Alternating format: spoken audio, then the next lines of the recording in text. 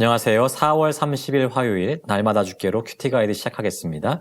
오늘 말씀은 창세기 41장 46절에서 57절까지의 말씀입니다.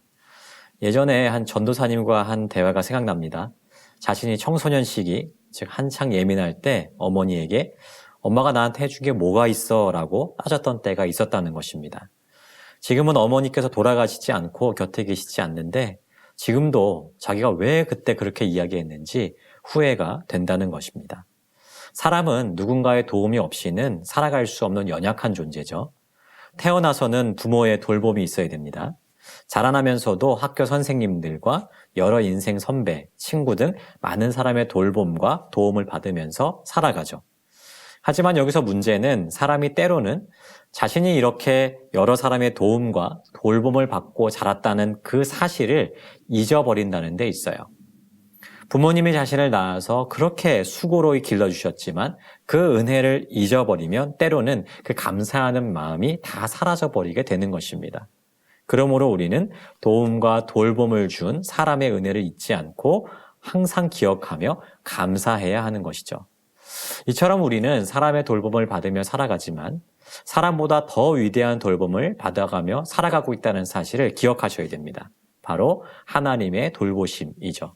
관찰 질문 1번입니다.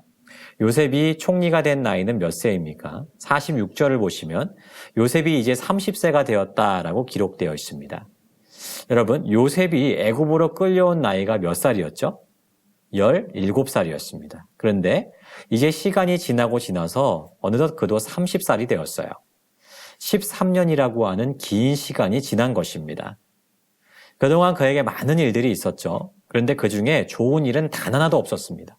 오히려 억울하고 고통스러운 나날 뿐이었죠. 형들에게 미움을 받아서 종으로 팔려갔고 보디발의 노예가 되었으며 그곳에서 억울한 일을 만나서 감옥에 갇히기까지 했습니다. 참으로 고통스럽고 힘든 나날이었기 때문에 보통 사람이었다면 아마 그때를 떠올리기도 싫었을 거예요. 하지만 그때에 대한 요셉의 기억은 좀 다릅니다. 무엇을 통해서 알 수 있을까요? 바로 요셉의 두 아들들의 이름을 통해서 알 수가 있습니다. 관찰 질문 2번입니다. 요셉은 두 아들의 이름을 무엇이라고 짓습니까? 요셉은 애굽에서 두 아들을 낳았습니다. 장남의 이름은 므낫세였고 둘째의 이름은 에브라임이었습니다. 므낫세가 무슨 뜻이죠? 하나님이 내게 내 모든 고난과 내 아버지의 온 집의 일을 잊어버리게 하셨다라는 뜻입니다. 그동안 많은 고난과 고통이 있었지만 하나님께서 이 모든 기억을 잊어버리게 하셨다는 거예요. 둘째 에브라임의 뜻은 무엇입니까? 하나님이 나를 내가 수고한 땅에서 번성하게 하셨다라는 뜻이죠. 이제 하나님께서 이곳 애굽에서 나에게 많은 열매를 맺게 하셨다는 거예요.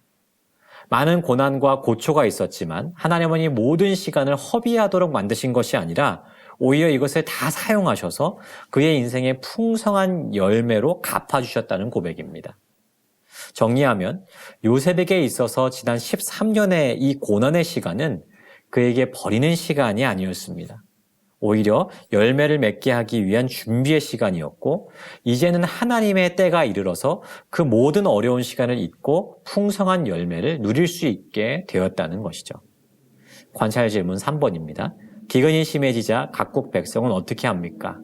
56절부터 57절을 보시면 온 지면에 기근이 일어났다라고 이야기합니다. 이에 요셉이 모아두었던 곡식들을 팔기 시작했는데요. 이 양식을 사기 위해서 각 처에서 사람들이 애굽으로 들어와서 요셉에게 이르렀다라고 기록하고 있죠.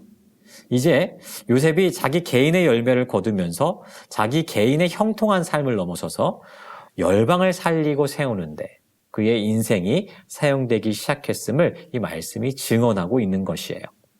말씀을 정리해 보겠습니다. 이미 말씀드린 대로 요셉의 삶은 고난의 연속이었습니다. 하지만 그는 전혀 낙담하지 않고 오히려 더욱 굳건히 그의 믿음을 지켜나갔습니다. 여러분, 그가 이렇게 흔들리지 않을 수 있었던 이유, 그가 이렇게 인생의 큰 열매를 맺을 수 있었던 이유는 무엇입니까? 그가 고백하고 있는 그대로 하나님께서 그를 돌보고 계셨기 때문이에요. 비록 눈에 보이지 않고 잡히지 않으며 오히려 거룩하고 경건하게 살면 살수록 이해할 수 없는 고난이 그에게 닥쳐왔지만 하나님은 세세하게 그의 인생을 돌보시고 감찰하고 계셨습니다. 그리고 요셉은 그 사실을 분명히 확신하고 있었어요. 그래서 이제 고난의 때가 끝이 나고 그가 애굽 왕 다음으로 가는 자리에 올랐어도 교만하지 않고 오히려 겸손하게 하나님의 돌보심의 은혜를 기억하며 감사하고 있는 것입니다. 사랑하는 여러분, 요셉의 하나님이 곧 우리의 하나님이세요. 하나님은 지금도 우리의 삶을 세세하게 간섭하시고 또한 돌보시고 계십니다. 비록 고난의 순간에 하나님의 돌보심이 느껴지지 않는다 하더라도 하나님은 그 순간에도 우리와 동행하고 계시는 하나님이신 줄 믿습니다. 요셉이 고백했던 것처럼 우리에게 버려지는 순간이나 시간은 단 하나도 없어요. 하나님은 때로는 우리에게 임한 그 고난도 사용하셔서 우리에게 큰 열매를 맺는 그 순간을 반드시 허락해 주실 것이에요. 그러므로 우리는 하나님의 때가 이르기까지 하나님의 돌보심을 확신하면서 감사와 기대, 소망으로 주와 함께 이 인생의 길을 걸어가야 할 것입니다. 오늘도 이 말씀을 통해 나와 동행하시고 나를 돌보시는 하나님의 손길과 은혜를 확신하는 우리 모두가 되기를 주님의 이름으로 축복합니다.